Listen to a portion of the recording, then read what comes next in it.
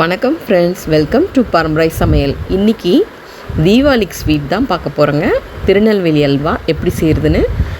அதுக்கு நான் முழு கோதுமையை இந்த மாதிரி ஓவர் நைட் ஊற வச்சுருக்கேங்க. ஊற வச்சு எடுத்து பால் அரைச்சி எடுக்க போகிறாங்க. இப்போது மிக்சியில் இந்த மாதிரி அரைச்சி இந்த மாதிரி வடிகட்டிக்கணுங்க.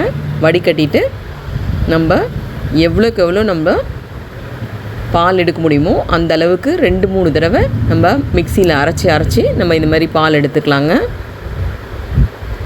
பால் எடுத்துகிட்டு இந்த மாதிரி வடிகட்டி இந்த மாதிரி நல்லாவே வடிகட்டிக்கலாங்க. வடிகட்டிட்டு திருப்பியும் ஒரு 8 மணி நேரம் புளிக்க வைக்கணுங்க. புளிக்க வச்சுட்டு அதுக்கப்புறமா தான் நம்ம அல்வா செய்ய முடியுங்க. அந்த மாதிரி செஞ்சிங்கன்னா தான் உங்களுக்கு அப்படியே நம்ம திருநெல்வேலி அல்வா மாதிரியே உங்களுக்கு வரும்.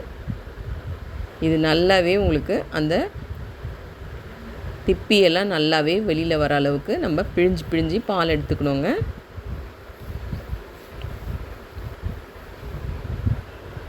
இந்த மாதிரி நல்லா ஒரு ஸ்பூனை வச்சு நல்லா ஒரு அழுத்தம் கொடுத்துக்கோங்க. அழுத்தம் கொடுத்துட்டு திருப்பியும் இதை நம்ம அரைச்சி எடுத்துக்கலாங்க. இந்த மாதிரி அரைச்சி பால் எடுத்து வச்சுருக்கோங்க. இதை ஒரு 8 மணி நேரம் ஊற வைக்கணுங்க.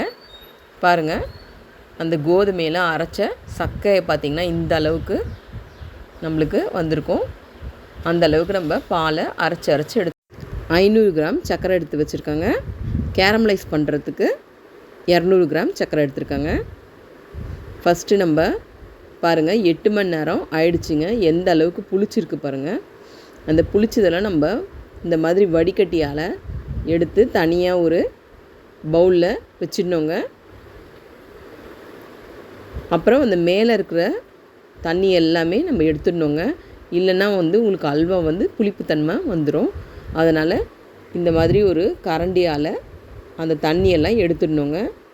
எடுத்து தனியாக வச்சிடணும். அந்த தண்ணியை பாருங்கள், இந்தளவுக்கு எடுத்தோம். மாவு பாருங்கள் எவ்வளோ இருக்குது. இப்போ நம்ம தண்ணி சேர்த்துக்கணுங்க.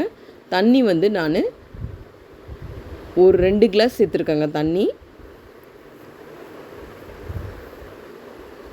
பாருங்கள், புளிச்ச தண்ணியும் தனியாக எடுத்து வச்சுருக்கேன். உங்களுக்கு மாவு தண்ணி ஊற்றணும் இல்லைங்க, அந்த தண்ணியும் தனியாக எடுத்து வச்சாச்சு. இப்போ பார்த்திங்கன்னா உங்களுக்கு ஒரு பேனில் சர்க்கரையை போட்டாச்சுங்க. 500 கிராம் சர்க்கரை போட்டிருக்கேன்.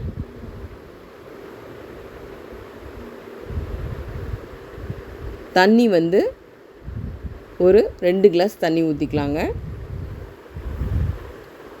ஊற்றிட்டு அது கொதிச்சிட்ருக்க நேரத்தில் நம்ம கேரமலைஸ் பண்ணி எடுத்துக்கலாங்க. கேரமலைஸ் பண்ணுறதுக்கு 200 கிராம் சர்க்கரை போட்டிருக்கேன். நீங்கள் தண்ணி எதுவும் ஊற்றக்கூடாதுங்க கேரமலைஸ் பண்ணும்போது. அப்போ தான் உங்களுக்கு அந்த டார்க் கலர் ப்ரௌன் கலர் கிடைக்கும். உங்களுக்கு ரொம்ப கருகு விட்டாலும் கசப்புத்தன்மை வந்துடும். உங்களுக்கு இந்த அளவுக்கு போதும். இப்போ இந்த சக்கரை தண்ணியில் நம்ம இந்த கேரமலைஸை சேர்த்துடலாங்க. உங்களுக்கு அப்போ தான் உங்களுக்கு பர்ஃபெக்டாக திருநெல்வேலி அல்வா மாதிரி உங்களுக்கு கலர் கிடைக்கும். அதுக்கப்புறம் நல்லாவே மிக்ஸ் பண்ணி விட்டுக்கோங்க. மிக்ஸ் பண்ணதும் அந்த கேரமலைஸ் எல்லாமே கரைஞ்சிருங்க. உங்களுக்கு அந்த சூட்லேயே நல்லாவே கரைஞ்சிரும். நல்லாவே கலக்கிட்டு அதுக்கப்புறம் நல்லா அந்த சக்கரை பாகு கொதிக்கும் போதே நம்ம அந்த எடுத்து வச்சோம் இல்லைங்க, அந்த கோதுமை பாலை சேர்த்துக்கலாங்க. நல்லா ஒரு தடவை மிக்ஸ் பண்ணி விட்டுக்கோங்க பவுலில் இருக்கிற கோதுமை பாலை. ஏன்னா உங்களுக்கு மாவு எல்லாமே அடியில் தங்கிடும். அதனால் ஒரு கரண்டி வச்சு நல்லா மிக்ஸ் பண்ணி விட்டுக்கோங்க. அதுக்கப்புறமா நம்ம இந்த கொதிக்கிற சக்கரை பாகில் இந்த பாலை சேர்த்துடலாம். சேர்த்துட்டு இந்த மாதிரி நல்லாவே மிக்ஸ் பண்ணி விட்டுக்கோங்க.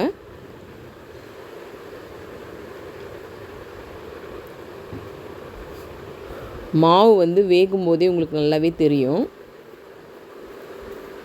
பாருங்கள், இந்தளவுக்கு வெந்துருச்சு. இப்போ நம்ம நெய் சேர்த்துக்கலாங்க.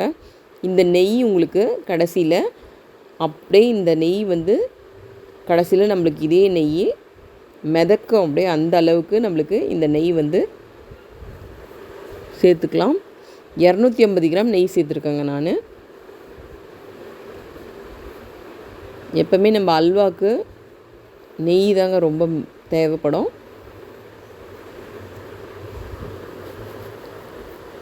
மிக்ஸ் பண்ணி விட்டுட்டு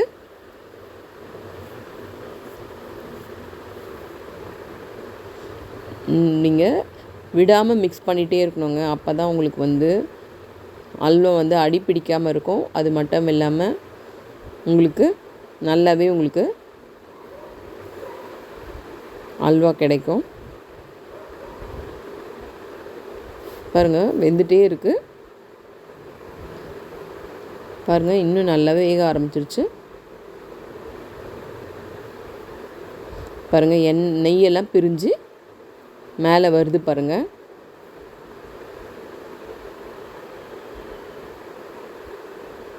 இப்போ இந்த டைமில் நம்ம முந்திரி சேர்த்துக்கலாங்க. சேர்த்துட்டு நல்லா மிக்ஸ் பண்ணி விட்டுக்கலாம்.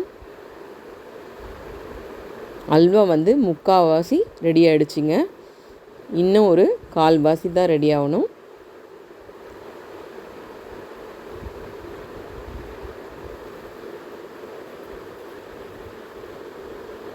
நம்ம முதல் தடவை நெய் சேர்த்தோம் இல்லைங்க, அந்த நெய்யே பாருங்கள் எந்த அளவுக்கு உங்களுக்கு வெளியே வந்துருச்சு பாருங்கள். இந்த அளவுக்கு உருட்டினா ஒட்டவே கூடாதுங்க, அந்த அளவுக்கு ரெடியாக இருக்கணும். பாருங்கள், அல்வா பாருங்கள் எவ்வளோ அழகாக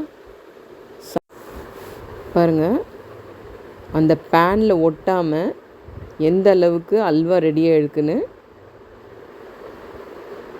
இந்த அளவுக்கு ரெடியானதும் நம்ம ஆஃப் பண்ணிடலாம் அல்வாவை. பாருங்கள், எவ்வளோ யம்மியான அல்வா ரெடி ஆகிடுச்சு. நெய்யெல்லாம் பிரிஞ்சு தனியாக வந்துருச்சு. நீங்களும் இந்த தீபாவளிக்கு இந்த திருநெல்வேலி அல்வாவை ட்ரை பண்ணி பாருங்கள். இந்த யம்மியான அல்வாவை. Advance happy Deepavali to all. இந்த டிஷ் உங்களுக்கு பிடிச்சிருந்தால் லைக் பண்ணுங்கள், கமெண்ட் பண்ணுங்கள், ஷேர் பண்ணுங்கள். மறக்காமல் சப்ஸ்கிரைப் பெல் அழுத்த மறந்துடாதீங்க. அப்போ தான் என்னோடய புதிய புதிய வீடியோஸ் உங்களை தேடி வந்துகிட்டே இருக்கும். கண்டிப்பாக இந்த திருநெல்வேலி அல்வாவை ட்ரை பண்ணாமல் மறந்துடாதீங்க. Thank you for all.